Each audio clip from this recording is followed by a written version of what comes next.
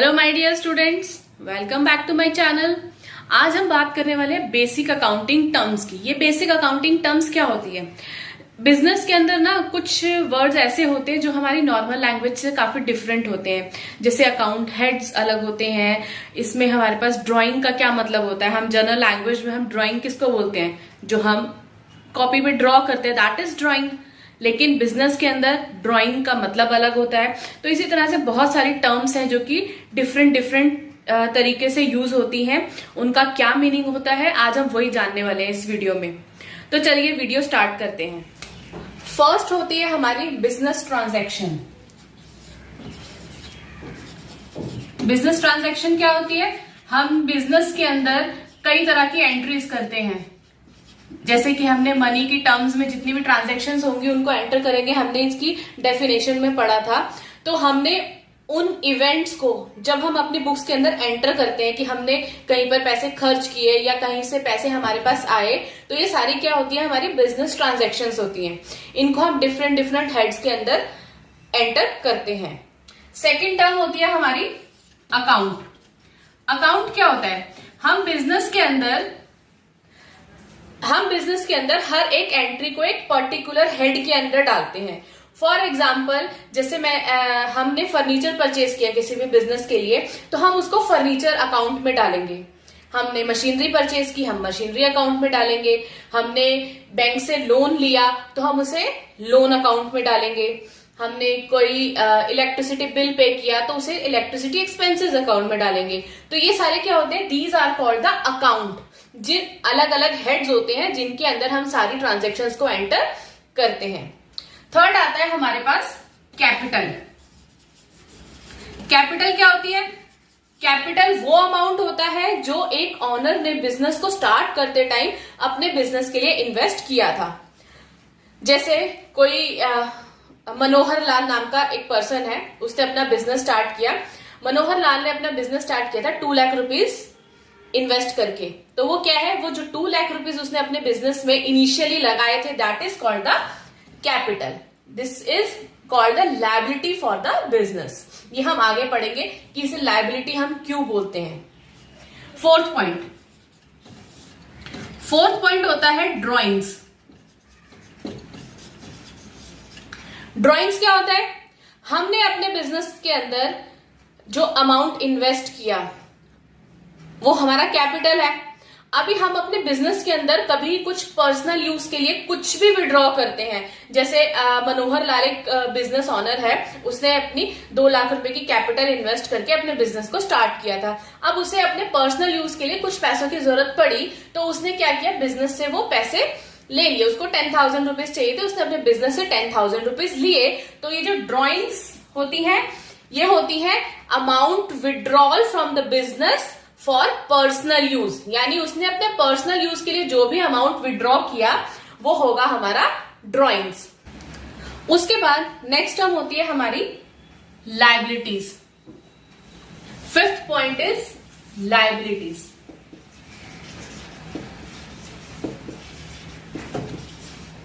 अब ये जो लायबिलिटीज होती है, ये क्या होती है? लायबिलिटीज वो अमाउंट होता है जो एक ऑर्गेनाइजेशन ने किसी से लिया हुआ है, जो वो लायबल है पे करने के लिए। जैसे किसी बैंक से लोन ले रखा है, that is also a liability. हमने किसी मार्केट में किसी पर्सन से हमने उधार पे मटेरियल ले रखा है, रॉ मटेरियल लिया है हमने उधार पे, तो वो भी क्या है? वो भी हमारी लायबिलिटी है। वो लायबिलिटी क्यों कहते हैं हम उसको? क्योंकि we organisation is liable to pay that amount to the person. तो वो हमारी लायबिलिटी होती है। अभी लायबिलिटी जो होती है वो हमारी 2 तरीके की होती है। एक होती है हमारी करंट लायबिलिटी और एक होती है नॉन करंट लायबिलिटी। करंट और नॉन करंट। ये करंट और नॉन करंट क्या होता है? करंट लायबिलिटी यानी जो लेस देन 1 ईयर के लिए हमारे पास होती है। हमने कोई रॉ मटेरियल लिया, उसकी पेमेंट हमने 4 से 6 महीने में कर दी, तो that is a current liability. या हम और नॉन करंट क्या होती है? जब हम पे करते हैं किसी को amount more than a year, 1 साल से ज्यादा में हम किसी को कोई अमाउंट पे करते हैं, तो वो हमारा आता है नॉन करंट लायबिलिटी के अंडर। जैसे हमने बैंक से लोन लिया हमने 5 साल के लिए, तो हम बैंक को अब 5 साल के अंदर ही सारी पेमेंट करेंगे, तो वो एक लॉन्ग टर्म के लिए चल रही है लायबिलिटी, तो उसको बोलते हैं हम नॉन करंट लायबिलिटी। ठीक है, करंट लायबिलिटी क्या होगी हमारी, जो कि छोटे टाइम पीरियड के लिए है, यानी कि लेस देन 1 ईयर, और हमारी नॉन करंट लायबिलिटी क्या हुई, जो कि मोर देन 1 ईयर के लिए होती है। ठीक है, इतना समझ में आया आपको। 6th पॉइंट होता है हमारा असेट्स। असेट्स क्या होती है, असेट्स एक बिजनेस की फाइनेंशियल पोजीशन को बताती है, वो उसकी प्रॉपर्टी होती है। एक बिजनेस ऑर्गेनाइजेशन के लिए जो प्रॉपर्टी है उसे हम असेट बोलते हैं। ये असेट हमारी 3 तरीके की होती है। फर्स्ट होती है हमारी फिक्स असेट्स।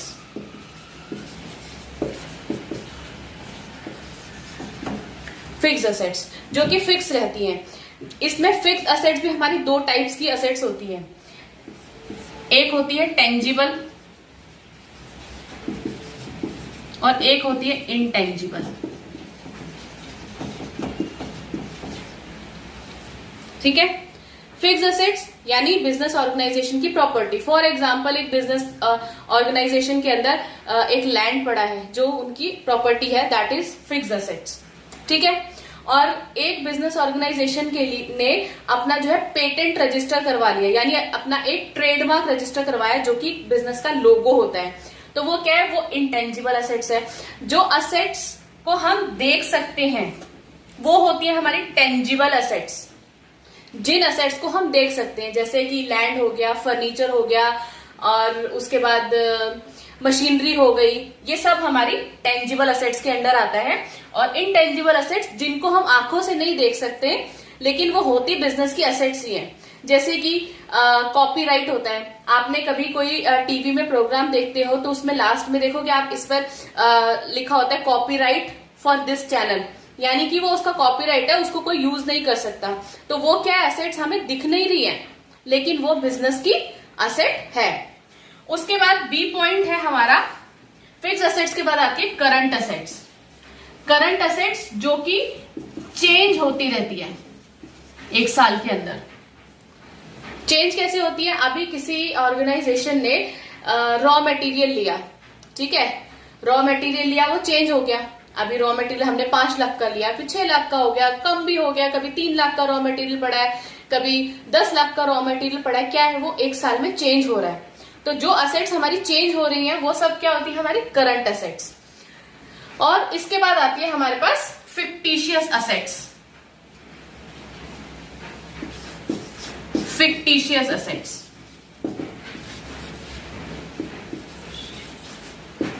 फिक्टिशियस असेट्स क्या होती है, वो असेट्स जो कि ना तो फिक्स होती है ना ही करंट होती है, उनको हम फिक्टिशियस असेट बोलते हैं। वो डेफर्ड पेमेंट्स होती हैं। जैसे कि किसी भी ऑर्गेनाइजेशन ने अपने सेल को इंक्रीज करने के लिए एडवर्टाइजमेंट दिया।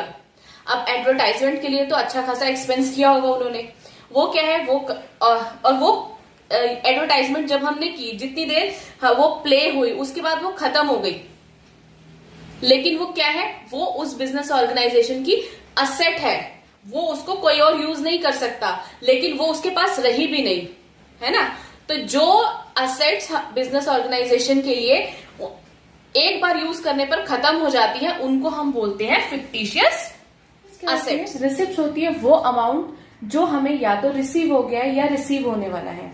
ये जो रिसिप्ट होती है हमारी 2 तरीके की होती है, एक होती है कैपिटल रिसिप्ट और एक होती है revenue receipt. Capital receipt and second is revenue receipt. अब कैपिटल रिसिप्ट क्या होती है, हम उसके बारे में बात करते हैं। कैपिटल रिसिप्ट होती है हमारी, किसी भी ऑर्गेनाइजेशन ने अगर कोई भी फिक्स असेट को सेल किया, जैसे किसी ऑर्गेनाइजेशन ने मशीनरी सेल करी, अब मशीनरी सेल करने के बाद उनके पास जो अमाउंट रिसीव हुआ है वो होगा कैपिटल रिसिप्ट। ठीक है, ध्यान से सुनना मेरी बात को, दोनों में बहुत डिफरेंस है। सेकंड है हमारी रेवेन्यू रिसिप्ट। रेवेन्यू रिसिप्ट में भी अमाउंट हमारे पास रिसीव हो रहा है, लेकिन हम वहां पर कौन सा अमाउंट रिसीव कर रहे हैं, अपनी गुड्स को सेल करके जो हमारे पास अमाउंट आया वो होगा हमारा रेवेन्यू रिसिप्ट्स। जब हम किसी असेट को बेचते हैं, किसी फिक्स असेट्स को बेचकर जो भी अमाउंट आता है दैट इज कैपिटल रिसिप्ट, और गुड्स को सेल करके जो अमाउंट हमारे पास आता है that is revenue receipt. Next point is expenditure.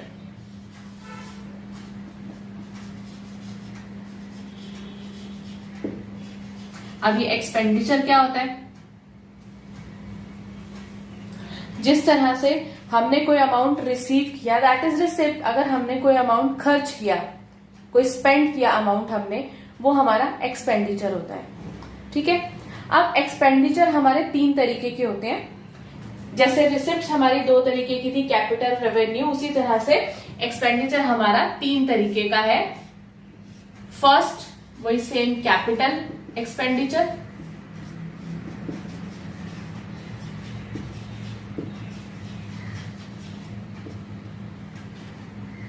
Second is revenue expenditure,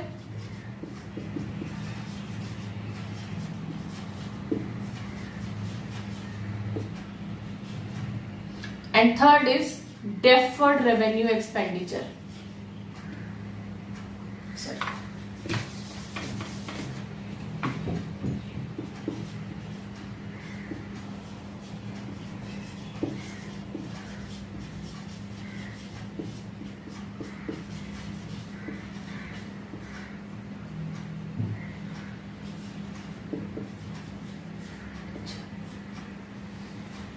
ठीक है। अब तीनों में क्या डिफरेंस है? कैपिटल एक्सपेंडिचर होता है हमारा, हमने कोई भी असेट परचेज की, कोई असेट परचेज करने के लिए हम जो भी अमाउंट पे कर रहे हैं, जो अमाउंट स्पेंड कर रहे हैं, वो होता है हमारा कैपिटल एक्सपेंडिचर। अपने ऑर्गेनाइजेशन के लिए, प्रोडक्ट बनाने के लिए हमने कुछ भी एक्सपेंस किए, जैसे हमने रॉ मटेरियल परचेज किया, तो जब हम रॉ मटेरियल परचेज करते हैं तो वो हमारा आता है रेवेन्यू एक्सपेंडिचर के अंडर। ठीक है। उसके बाद होते हैं deferred revenue expenditure. Deferred revenue expenditure होते हैं हमारे वो एक्सपेंडिचर जो 1 साल से ज्यादा के लिए हमारे पास है, लेकिन हमारे वो एक बार में खत्म हो गए। जैसे एडवर्टाइजमेंट एक्सपेंडिचर होता है, उसको हम एक बार हमने एडवर्टाइजमेंट बना ली, उसके ऊपर पैसा खर्च कर लिया, हम उसको प्ले बार बार कर सकते हैं। ठीक है।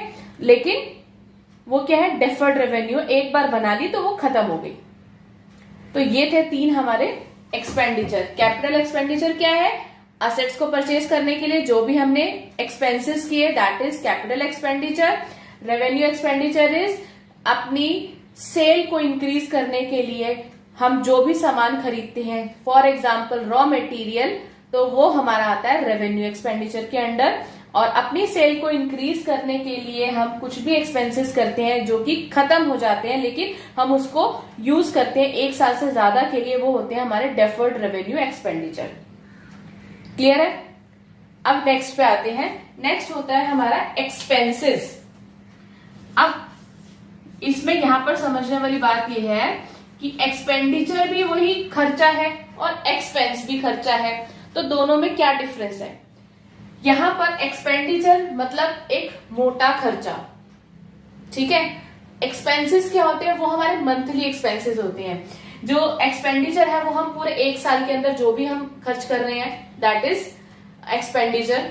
एक्सपेंसेस हम हर महीने खर्च करते हैं। जैसे कि हमने ऑफिस का रेंट पे किया, वो हम हर महीने पे कर रहे हैं। हमने सैलरी पे की, वो हम हर महीने सैलरी पे कर रहे हैं। तो वो क्या है? वो जो एवरी मंथ जो रेकरिंग एक्सपेंसेस होते हैं हमारे, जो रेकरिंग खर्चे होते हैं हमारे, उनको हम बोलते हैं एक्सपेंसेस। Clear my point? ठीक है। अब ये एक्सपेंसेस जो होते हैं वो हमारे 2 तरीके के होते हैं। फर्स्ट इज प्रीपेड एक्सपेंसेस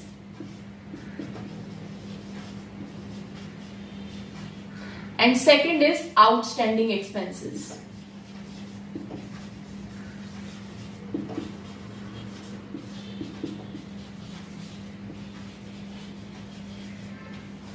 ठीक है। प्रीपेड एक्सपेंसेस क्या होते हैं? कोई भी एक्सपेंस जो हम पहले कर देते हैं उसको हम प्रीपेड बोलते हैं। प्री मतलब पहले। अभी जैसे हमने इंश्योरेंस का प्रीमियम पे करना था, इंश्योरेंस का प्रीमियम हम पहले पे करते हैं ना, उसके बाद हमारा टेन्योर स्टार्ट होता है। तो दैट इज प्रीपेड एक्सपेंस। उसके बाद हमारे पास आता है आउटस्टैंडिंग एक्सपेंस, यानी कि हमने उस चीज को यूज कर लिया, उसके बाद हम उसको पे कर रहे हैं। जैसे ऑफिस है, हमने रेंट पे लिया, हमने उसका जो रेंट है वो हमने बाद में पे किया, या हमने वर्कर्स को सैलरी देनी थी, हमने क्या पहले 1 महीना पूरा उनसे काम करवाया, उसके बाद हम उनको सैलरी दे रहे हैं। तो ये क्या है, ये सब हमारे आउटस्टैंडिंग एक्सपेंसेस होते हैं। प्रीपेड एक्सपेंसेस जो हमने पहले कर दिए, जब ऑकर हुए, जिस डेट को वो एक्सपेंसेस ऑकर हुए उससे पहले हमने कर दिया, तो दैट इज प्रीपेड, यानी हम उसको एडवांस भी बोल सकते हैं, जो एक्सपेंसेस हमने एडवांस में कर दिए। ठीक है, क्लियर माई पॉइंट। आउटस्टैंडिंग क्या होगा, आउटस्टैंडिंग मतलब जो खर्चे आ चुके हैं हम उसकी बाद में पेमेंट करें, दैट इज आउटस्टैंडिंग एक्सपेंसेस। तो चलिए नेक्स्ट पॉइंट करते हैं। नेक्स्ट पॉइंट आता है हमारा इनकम। इनकम क्या होती है, आपने जनरल लैंग्वेज में पढ़ा हुआ इनकम क्या है। कोई पर्सन अगर सैलरी लेकर आ रहा है घर पे तो उसको भी हम जनरल टर्म में इनकम बोलते हैं, बट बिजनेस की टर्म्स में इनकम अलग वर्ड होता है। जो भी ऑर्गेनाइजेशन ने अपने पास प्रॉफिट अर्न किया, जो भी नेट प्रॉफिट आया, that is the income of the organisation. यानी जितनी भी हमारे पास रिसिप्ट्स आ रही हैं, जो हमने रेवेन्यू जनरेट किया, उसमें से अगर हम एक्सपेंसेस को माइनस कर देते हैं, वो हमारे ऑर्गेनाइजेशन की इनकम होती है। ठीक है, तो इनकम का हम एक फॉर्मूला लिखते हैं, income is equal to revenue minus expenses.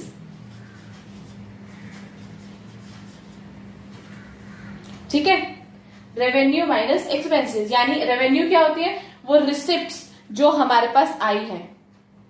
ठीक है, और एक्सपेंसेस क्या होते हैं वो भी हमने अभी पढ़े, क्या, वो जो खर्चे हमने किए हैं, जो हमारे पास पेमेंट्स आई उसमें से जितने खर्चे हुए उनको हमने लेस कर दिया, तो हमारे पास आ जाती है income, income of the organisation.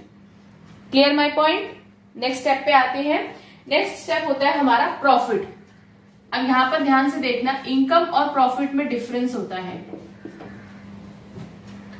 Profit क्या होता है, हमने कोई प्रोडक्ट सेल किया, ठीक है, हमने कोई प्रोडक्ट जो है वो 50 रुपीज में बनाया और हमने उसको 80 रुपीज में सेल कर दिया।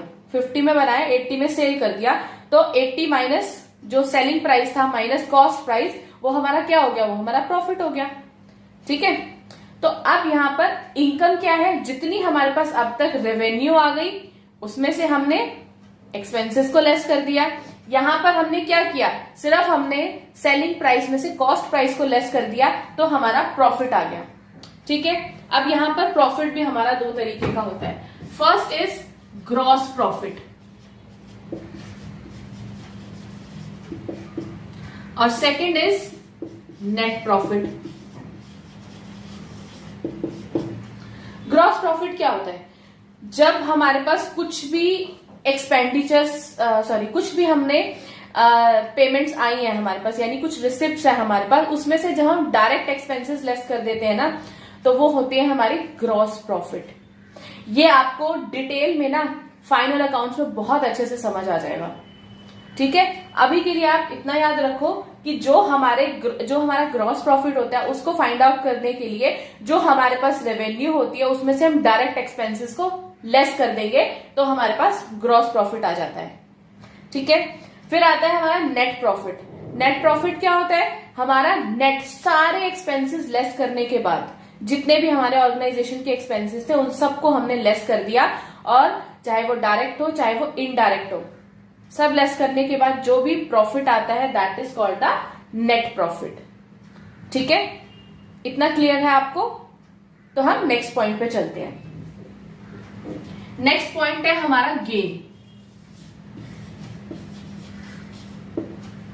गेन क्या होता है, अब गेन भी वैसा ही है, प्रॉफिट भी वैसा ही है, इनकम भी वैसा ही है, यानी कि हमारे पास जो पैसे आ रहे हैं इसमें बहुत ज्यादा कंफ्यूजन रहती है बच्चों को, तो इसको अच्छे से समझते हैं। देखो, हमारा जो गेन होता है ना, जब भी हम किसी फिक्स असेट को सेल करते हैं उस पर जो हमें प्रॉफिट होता है उसको हम गेन बोलते हैं। जैसे कि हमारे पास मशीनरी थी जिसकी वैल्यू डेप्रिसिएशन लेस करने के बाद जिसकी आज जो वैल्यू है हमारे पास 3 लाख रुपीज थी और हमने उसको 3,50,000 रुपीज में बेच दिया, तो जो हमारा डिफरेंस आया 50,000 रुपीज का, वो क्या है, वो हमारे लिए गेन है। जो हम फिक्स असेट को सेल करके हम प्रॉफिट लेकर आ रहे हैं अपने पास, वो हमारा गेन होता है। ठीक है, इनकम क्या है, हमारे जितने भी हमने रिसिप्ट्स हमारे पास रेवेन्यू आई है उसमें से हमने एक्सपेंसेस को लेस कर दिया तो वो हमारी इनकम हो गई। प्रॉफिट क्या है, प्रॉफिट हमारा जितने भी हमारे पास रिसिप्ट्स आई हैं उनमें से जो हमारे डायरेक्ट और इनडायरेक्ट एक्सपेंसेस है उन सबको लेस करने के बाद जो अमाउंट आता है that is called the profit. ठीक है, इसमें प्रॉफिट हमारा हमने पढ़ा कि 2 तरीके का प्रॉफिट है हमारा, gross profit and net profit. वो डिटेल में आपको अच्छे से समझ आ जाएगा जब आप फाइनल अकाउंट्स करोगे। ठीक है, उसके बाद आता है गेन, हमारी फिक्स असेट्स को सेल कर दिया हमने और उसके ऊपर जो भी हमें प्रॉफिट हुआ दैट इज गेन। है हमारा लॉस, LOSS लॉस। लॉस क्या होता है, जब हमारे एक्सपेंसेस ज्यादा होते हैं और हमारी इनकम कम होती है तो हमें लॉस होता है। तो हमारा लॉस का फॉर्मूला हो जाएगा यहां पर, loss is equal to expenses minus revenue. यानी कि जो हमारे पास जो रेवेन्यू जनरेट हुई, जितना पैसा हमने इकट्ठा किया है और अगर उस पे हमारे एक्सपेंसेस ज्यादा है तो हमें लॉस होगा। अगर हमारा रेवेन्यू ज्यादा है और हमारे एक्सपेंसेस कम है तो हमें क्या होता है, प्रॉफिट होता है हमें। इसी तरह से उसका अपोजिट हो गया, लॉस क्या होगा, जब हमारे एक्सपेंसेस ज्यादा होंगे और हमारी रेवेन्यू जनरेशन कम होगी तो हमें लॉस होता है। ठीक है, नेक्स्ट पॉइंट आता है हमारा परचेजेस।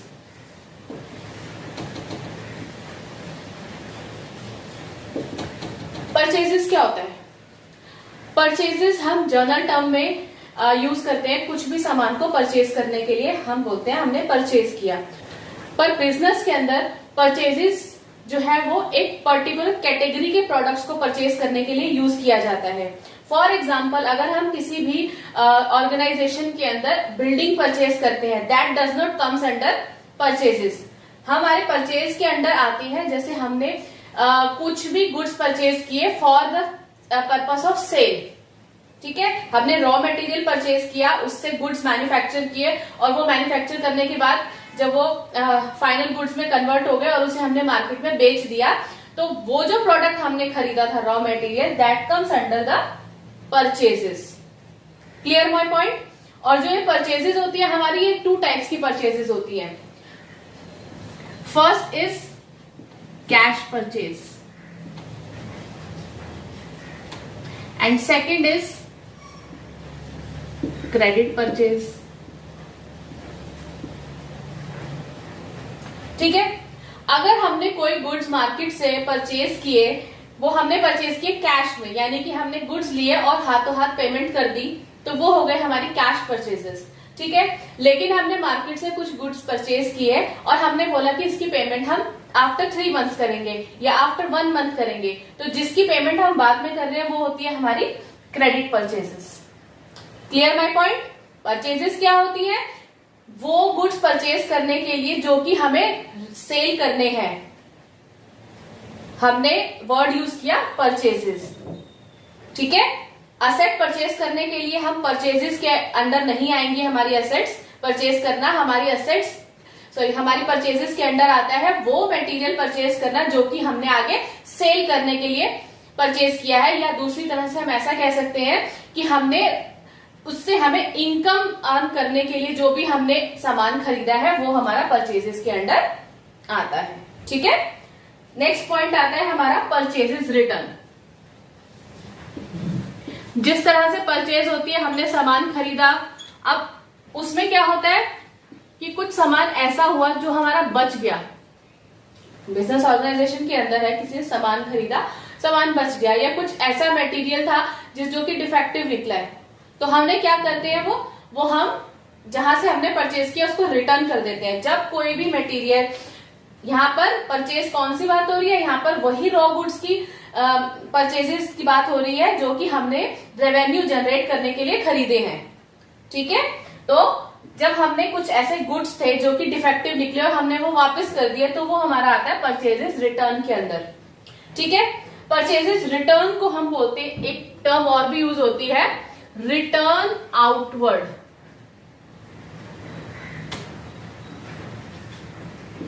Return outward. ठीक है, रिटर्न आउटवर्ड क्या होता है? Purchases return.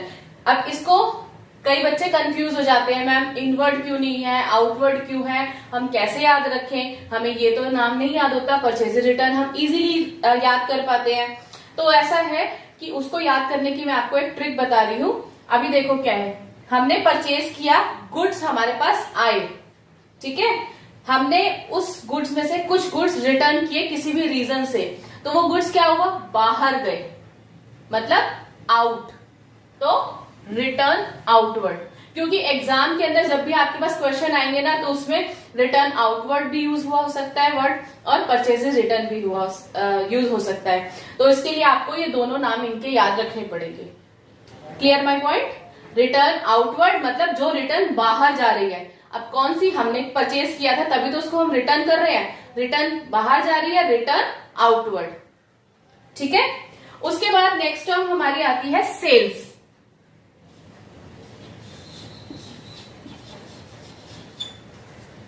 ठीक है, अब सेल्स क्या होता है? अब जिस तरह से हमने असेट्स परचेज की, उसी तरह से हमने असेट्स को सेल भी कर दिया।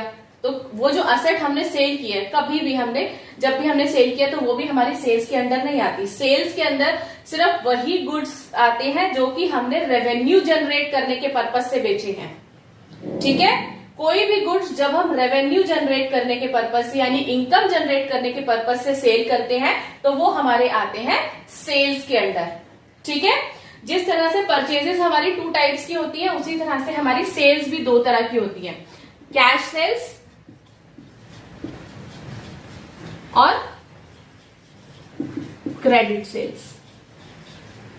ठीक है, कैश सेल्स क्या होती है?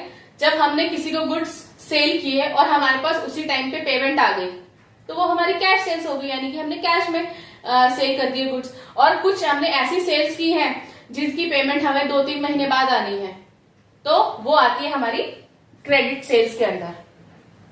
Clear my point? आपको इस वीडियो में अगर कुछ भी ऐसा पॉइंट है जो नहीं समझ में आ रहा हो, आप मुझे कमेंट करके बताना, मैं उसको आपको दोबारा से समझाऊंगी। ठीक है, तो चलिए नेक्स्ट पॉइंट आता है हमारा, जिस तरह से सेल्स परचेज रिटर्न होती है, उसी तरह से एक सेल्स रिटर्न भी होती है हमारे पास। ठीक है, 17 पॉइंट आता है हमारा सेल्स रिटर्न। अभी जिस तरह से हमने किसी से कुछ परचेज किया और उसमें से कुछ सामान डिफेक्टिव निकला, तो हमने वो वापस कर दिया, उसी तरह से ऐसा भी हो सकता है ना कि जब हमने किसी को गुड्स सेल किए और वो गुड्स इन ट्रांजिट रास्ते में कुछ खराब हो गए, या उस गुड का कुछ ऐसा पर्टिकुलर डिजाइन उसको नहीं पसंद आया, या किसी भी रीजन से सेल, अगर कोई भी हमें गुड्स वापस कर रहा है, तो वो हमारे लिए क्या है, सेल्स रिटर्न, क्योंकि हमने वो गुड्स सेल किए थे और आज हमारे पास वो रिटर्न आ रहे हैं। ठीक है, जिस तरह से परचेजेस रिटर्न का एक और नाम होता है, सेल्स रिटर्न का भी एक और नाम होता है, और उसका नाम होता है रिटर्न इनवर्ड।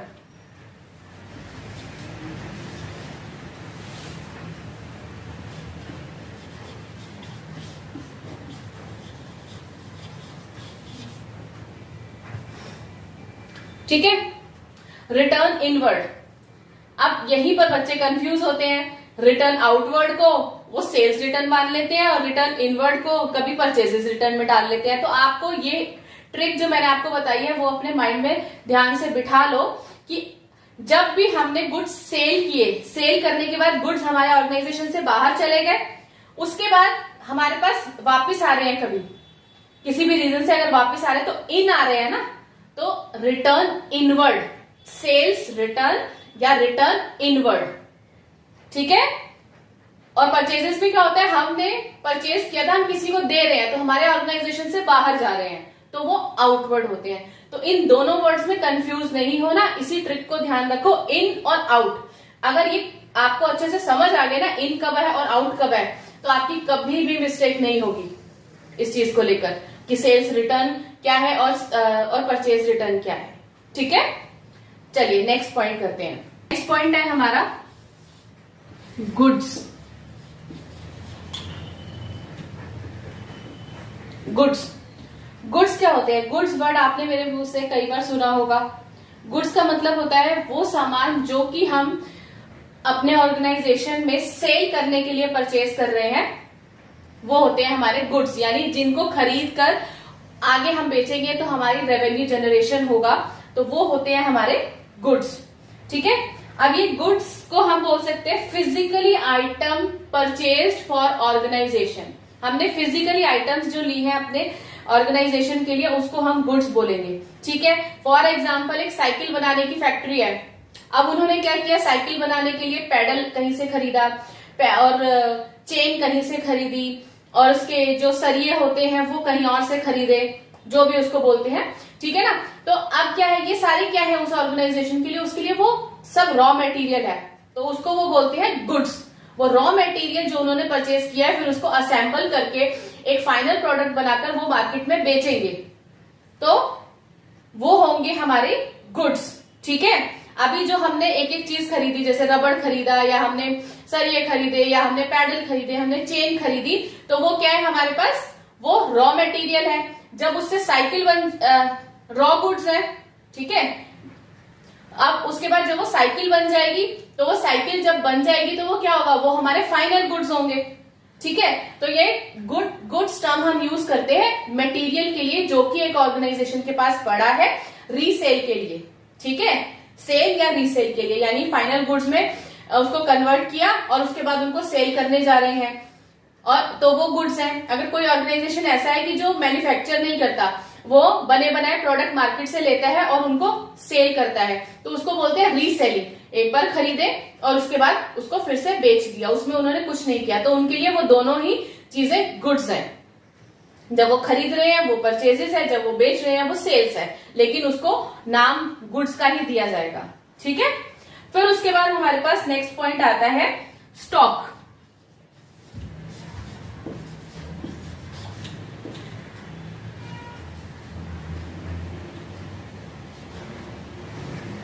ठीक है, स्टॉक क्या होता है?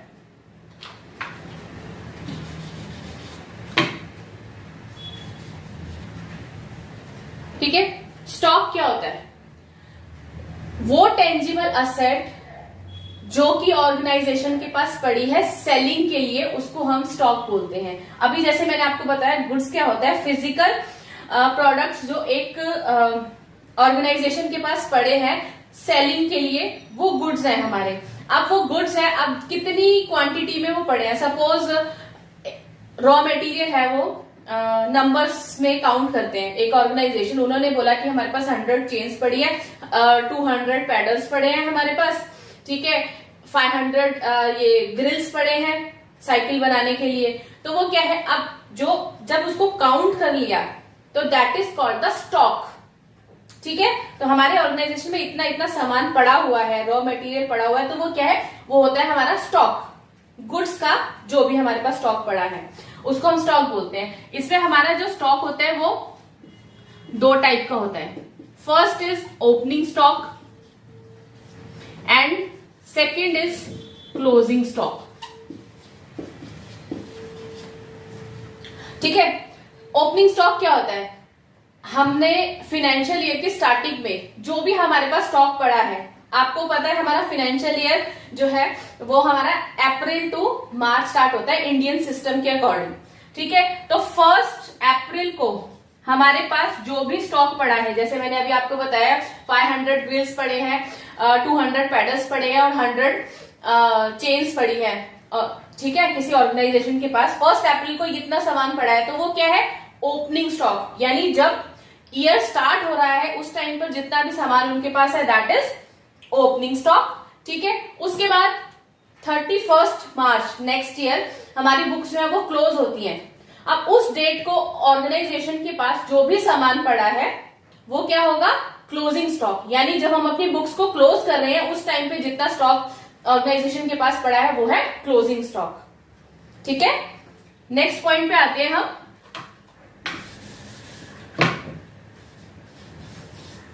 Next point is debtors.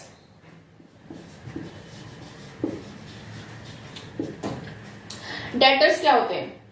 Debtors वो लोग होते हैं जिन्होंने हमसे उधार पे सामान लिया है और वो हमें पे करने के लायबल हैं, वो होते हैं हमारे डेटर्स।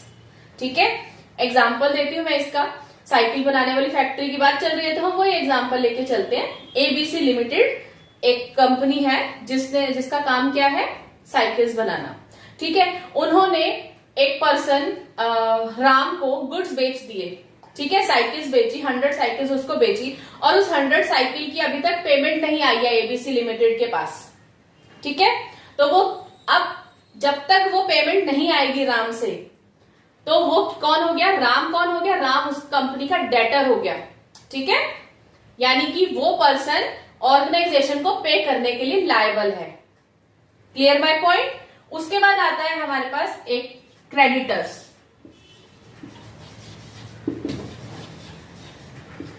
क्रेडिटर्स कौन होते हैं? वो लोग जिनको ऑर्गेनाइजेशन पे करने के लिए लायबल है। हमने क्रेडिटर्स के बारे में पहले भी पढ़ा हुआ है अपने लास्ट वीडियोस में, कई वीडियोस में मैंने आपको बताया क्रेडिटर्स कौन होते हैं, लायबिलिटीज क्या होती हैं। तो उसी तरह यहां पर मैं आपको दोबारा समझा देती हूं। क्रेडिटर्स वो लोग होते हैं जिसको ऑर्गेनाइजेशन लायबल है पे करने के लिए। जिस तरह से हमने किसी को उधार पे माल बेचा तो हमने हो सकता है ना कि हमने भी किसी से उधार पे माल लिया हो, हम जब तक उसको पे नहीं कर देंगे वो हमारा क्रेडिटर रहेगा। ठीक है ना, वो हमारा क्रेडिटर रहेगा जब तक हम उसको पे नहीं कर देते। तो ये होते हैं हमारे डेटर्स एंड क्रेडिटर्स। ये जो डेटर्स होते हैं ये कंपनी की असेट होते हैं। क्यों? क्योंकि उनसे हमारे पास पैसा आना है। ठीक है, और जो क्रेडिटर्स होते हैं वो कौन होते हैं? वो हमारी कंपनी के लायबिलिटीज होते हैं। क्यों? क्योंकि organisation is liable to pay a particular amount to that person. ठीक है ना, हमने उसको वो अमाउंट पे करना है तो वो हमारी लायबिलिटी है जब तक हम उसे पे नहीं कर देते। नेक्स्ट पॉइंट है हमारा बैड डेट्स। बैड डेट्स क्या होते हैं? बैड डेट्स होते हैं irrecoverable amount for the organisation. Irrecoverable क्यों? मतलब हमने किसी को, अब बिजनेस ऑर्गेनाइजेशन है, हजारों लोगों के साथ रोज ट्रांजैक्शंस होती हैं। अब उन ट्रांजैक्शंस में से कई लोग पैसे दे पाते हैं, कई लोग नहीं दे पाते, कई लोग लेट देते हैं, तो ये सब चीजें चलती रहती है। तो कभी कभी ऐसा होता है कि किसी से हमने पैसे लेने थे और वो बैंकक्रप्ट हो गया और वो हमारे पैसे नहीं दे पाया। ठीक है, तो उस कंडीशन में वो जो अमाउंट होता है वो होता है बैड डेट्स।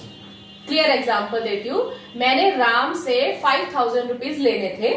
ठीक है, राम ने मुझे 2000 रुपीज दिए और 3000 रुपीज नहीं दे पाया, वो बैंकक्रप्ट हो गया। अब उसके पास देने के लिए कुछ है ही नहीं है। जब उसके पास मुझे देने के लिए कुछ नहीं है तो मैं उससे रिकवर कैसे करूंगी वो अमाउंट? तो उस कंडीशन में जो 3000 रुपीज बचे थे जो वो मुझे नहीं दे पाया था वो क्या होगा? Bad debts.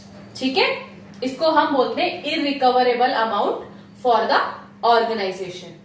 ठीक है, नेक्स्ट पॉइंट आता है हमारा बैलेंस शीट।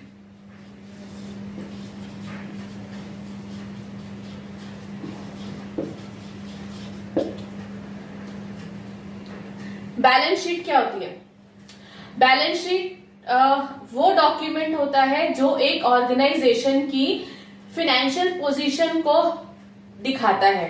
ठीक है, बैलेंस शीट पे हमारी दो साइड्स होती हैं, एक होती है लायबिलिटीज और एक असेट्स। ठीक है, असेट्स क्या है? वो एक ऑर्गेनाइजेशन की संपत्ति होती है जो कि ये बताती है कि ऑर्गेनाइजेशन के पास कितनी संपत्ति पड़ी है। ठीक है, लायबिलिटी साइड वो बताती है कि इस ऑर्गेनाइजेशन ने किसको पैसे देने हैं, कितनी लायबिलिटीज हैं उसके ऊपर। तो जब हमें पता चल जाएगा कि इसके पास इतनी संपत्ति है, इतना वो इसकी देनदारियां हैं किसी ऑर्गेनाइजेशन के पास, तो हमें पता चल जाएगा ना इसकी फाइनेंशियल पोजीशन कैसी है, कि वो अच्छे से रन कर रहा है, बिजनेस नहीं कर पा रहा। ठीक है, तो ये हमारी बैलेंस शीट बताती है financial position of the organisation. Next आता है हमारे पास बुक वैल्यू। बुक वैल्यू क्या होती है? बुक वैल्यू होती है वो वैल्यू जिस पर हम अपनी बुक्स के अंदर किसी भी असेट को एंटर करते हैं। हमने एक मशीनरी खरीदी 5000 रुपीज की और हमने 5000 रुपीज एंटर कर दिया अपनी बुक्स के अंदर उस मशीनरी के, और अगले साल उसके ऊपर डेप्रिसिएशन लगा और उस मशीनरी की वैल्यू कम हो गई, तो हमारे पास जो बुक्स में हमारी एंट्री रहेगी उस मशीनरी की परचेज करने की वो 5000 रहेगी, क्योंकि उस अमाउंट पर हमने उस मशीनरी को परचेज किया था। ऐसा भी हो सकता है कि अभी डेप्रिसिएशन नहीं लगा, हमने आज मशीनरी परचेज की, उसके 1 महीने बाद उस मशीन की वैल्यू जो है, प्राइस जो है वो बढ़ गया, 5300 रुपीज हो गया। ठीक है, अब मार्केट में उसकी वैल्यू 5300 रुपीज है, लेकिन हमने कितने में खरीदी, 5000 रुपीज में खरीदी, तो हम उसको अपनी बुक्स के अंदर 5000 रुपीज में एंटर करेंगे और वही उसकी बुक वैल्यू रहेगी। क्लियर है पॉइंट? तो नेक्स्ट पॉइंट है हमारा डेप्रिसिएशन।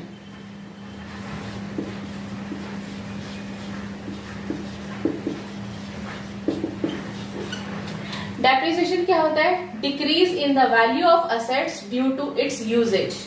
ठीक है, किसी भी असेट की यूजेज की वजह से उसकी वैल्यू में जो डिक्रीज होता है उसको हम डेप्रिसिएशन बोलते हैं। जैसे आपको एक सिंपल सा एग्जांपल देती हूँ, बहुत बच्चों को ये पता होगा कि हम किसी शोरूम से अगर गाड़ी परचेज करके लाते हैं, कार हमने परचेज की 10 लाख रुपीज की, ठीक है, और हम सोचे कि हम 1 महीने बाद उस कार को वापस बेच दें, तो उसकी वैल्यू कम हो जाती है ना, कभी भी सेम प्राइस पर नहीं बिकेगी। क्यों? क्योंकि उसके ऊपर डेप्रिसिएशन चार्ज हो गया। 1 महीना आपने उस असेट को यूज कर लिया, उस कार को यूज किया, तो यूज करने की वजह से उसके टायर घिस गए, ठीक है, टायर घिसे या उसके दरवाजे पर कुछ स्क्रैच आ गया, उसका हैंडल थोड़ा लूज हो गया, नहीं भी मतलब कुछ तो 19-20 का फर्क पड़ता है, जिसकी वजह से उस कार की वैल्यू डिक्रीज हो गई। तो इसीलिए जितनी भी असेट्स होती हैं बिजनेस ऑर्गेनाइजेशन के अंदर, उसमें डेप्रिसिएशन चार्ज किया जाता है हर साल एक फिक्स अमाउंट पर, ठीक है, जो कि डिसाइडेड होता है ऑर्गेनाइजेशन के अंदर कि इस असेट पर हम 5% चार्ज करने वाले हैं, किस पर हम 10% चार्ज करने वाले हैं। तो इस फिक्स अमाउंट से डेप्रिसिएशन चार्ज किया जाता है। डेप्रिसिएशन के हमारे 2 मेथड्स होते हैं, ठीक है, एक रिटर्न डाउन वैल्यू मेथड और स्ट्रेट वैल्यू मेथड। ये डिटेल में हमारा जब डेप्रिसिएशन वाला चैप्टर आएगा उसमें मैं आपको समझाऊंगी। तो अभी के लिए डेप्रिसिएशन क्या है हमारा? वो अमाउंट जो कि किसी भी असेट में उसकी टूट फूट की वजह से कम हो जाता है, वो होता है डेप्रिसिएशन। ठीक है, नेक्स्ट पॉइंट इज एंटिटी।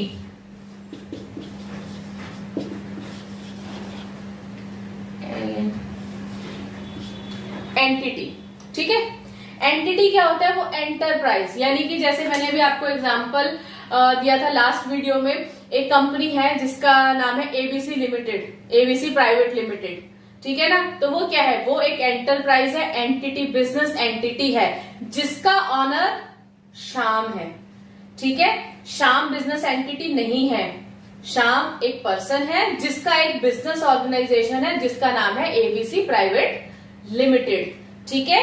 एक ऑनर और एक एंटरप्राइज दोनों अलग अलग पर्सन होते हैं, ठीक है।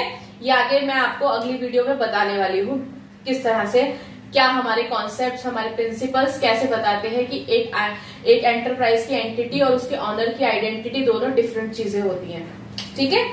नेक्स्ट पॉइंट है हमारा प्रोप्राइटर। प्रोप्राइटर मीन्स वो पर्सन जिसने बिजनेस को स्टार्ट किया है। जैसे मैंने अभी बताया ना आपको कि श्याम है बिजनेस ऑनर और उसकी कंपनी का नाम क्या है? एबीसी प्राइवेट लिमिटेड, ठीक है। तो प्रोप्राइटर कौन है? श्याम है, क्योंकि वो उस बिजनेस ऑर्गेनाइजेशन का ऑनर है, ठीक है। तो इसकी डेफिनेशन हम करते हैं। Proprietor, a person who invest his amount to start a business is called proprietor, ठीक है। वो पर्सन जिसने बिजनेस को स्टार्ट करने के लिए कैपिटल इन्वेस्ट करी है एक बिजनेस के अंदर, वो उस बिजनेस का प्रोप्राइटर या ऑनर होता है, ठीक है। तो ये थे हमारे सारे बिजनेस अकाउंटिंग टर्म्स। तो अब ये सारी अकाउंटिंग टर्म्स आपकी पूरी हो गई हैं। मैंने सारी पॉइंट्स जो है आपको बहुत अच्छे से डिटेल में समझाए हैं। इसके बाद अगर आपको किसी भी पॉइंट में कुछ डाउट होता है तो मुझे कमेंट करके जरूर बताना।